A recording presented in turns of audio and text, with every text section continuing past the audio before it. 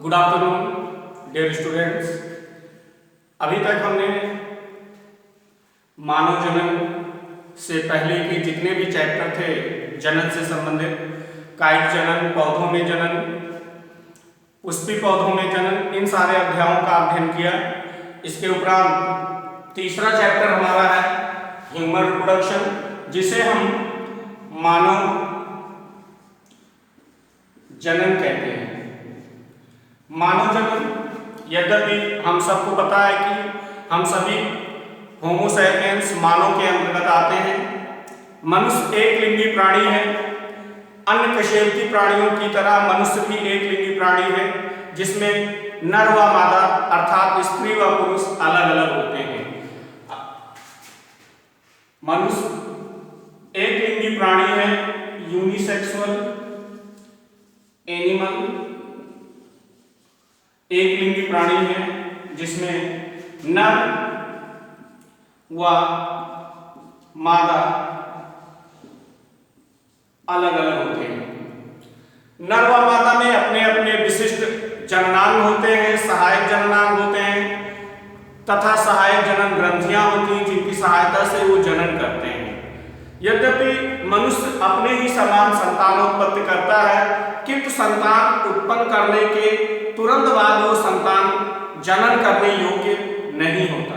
अर्थात मनुष्य में जनन की अवस्था कब आती है, उस जनन की अवस्था को हम यौनावस्था कहते हैं। जनन की अवस्था को हम यौनावस्था कहते हैं या हम इसे प्यूबर्टी कहते हैं। मनुष्य में जनन की विधियों में से लैंगिक जनन की विधि पाई जाती है। लैंगिक जनन की विधि मनुष्य में पाई जाती है, जिसमें नर के अंदर नर युग्मक शुक्राणु तथा मादा के अंदर मादा युग्मक अंडाणु आपस में संगलित होकर के युग्मनज यानी जायगोट का निर्माण करते हैं। जायगोट का भ्रूणीय विकास होता है। भ्रूणीय विकास की घटना क्लीवेज से प्रारंभ होती है, गेस्टेशन से प्रारंभ होती है और जायगोट विभाजित होकर के भ्रूण बनाता है और भ्रूण विकसित होकर एक नए शिशु का निर्माण करता है और शिशु जन्म लेता है, जिसे मां स्तनपान कराती है और शिशु का पालन पोषण किया जाता है। ये घटनाएं मनुष्य के जनन के अंतर्गत हैं। नर और मादा दोनों अलग अलग हैं, स्त्री पुरुष अलग अलग हैं। नर के जननांग वृषण में शुक्राणुओं का निर्माण होता है। मादा के जननांग अंडाशय में अंडाणुओं का निर्माण होता है। शुक्राणु और अंडाणु ये युग्मक कहलाते हैं। युग्मक कहलाते हैं जो नर युग्मक और मादा युग्मक के रूप में अलग अलग शुक्राणु और अंडाणु के रूप में दर्शाए गए हैं।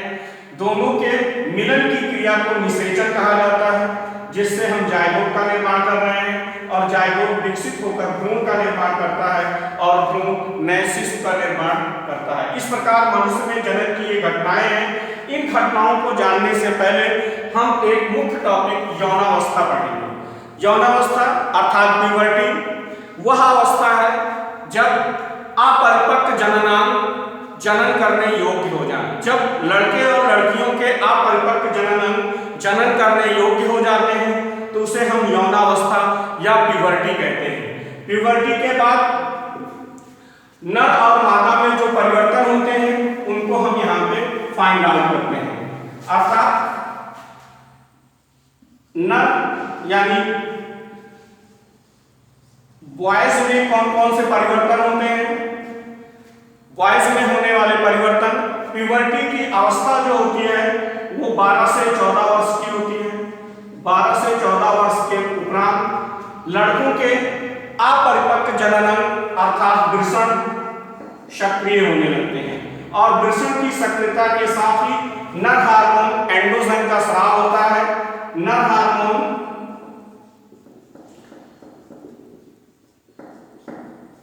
एंड्रोजन का स्राव होता है, जिससे उनके अंदर अनेक शारीरिक और मनोवैज्ञानिक परिवर्तन होने लगते हैं। अर्थात लड़कों के वृषण सक्रिय हो जाते हैं, शुक्राणुओं का निर्माण प्रारंभ हो जाता है,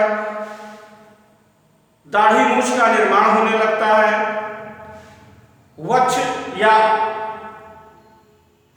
अच्छे भागों में बालों का विकास हो जाता है, आवाज भारी हो जाती है, कंधे चौड़े हो जाते हैं, मांसपेशियां मजबूत हो जाती हैं, अर्थात उनके शरीर में अनेक परिवर्तन होने लगते हैं तथा मनोवैज्ञानिक परिवर्तन के रूप में वो मादाओं की तरफ आकर्षित होने लगते हैं।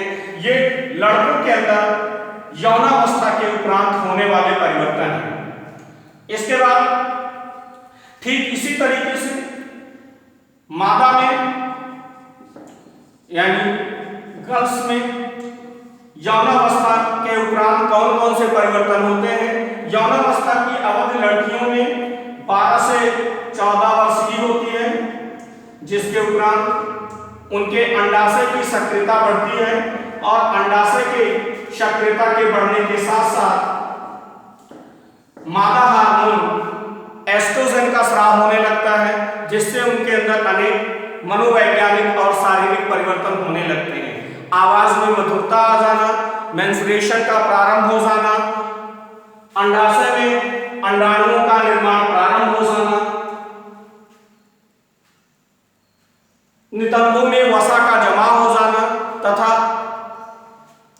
अनेक परिवर्तनों के साथ साथ वो जनन करने योग्य हो जाते हैं, स्तनों का विकास हो जाना इत्यादि मादाओं में प्यूबर्टी के उपरांत होने वाले परिवर्तन हैं, जिनसे उनके अपरिपक्व शरीर जनन करने योग्य हो जाते हैं। इस प्रकार यौनावस्था जीवन की वह अवस्था है जब लड़के और लड़कियों के अपरिपक्व जनन अंग जनन करने योग्य हो जाते हैं। उस अवस्था को हम यौनावस्था कहते हैं। यौनावस्था के उपरांत उनके वृषण और अंडाशय की सक्रियता बढ़ जाती है, अंडाणुओं और शुक्राणुओं का निर्माण प्रारंभ हो जाता है और वो आपस में निषेचित होकर के जनन करने योग्य हो जाते हैं। ओके।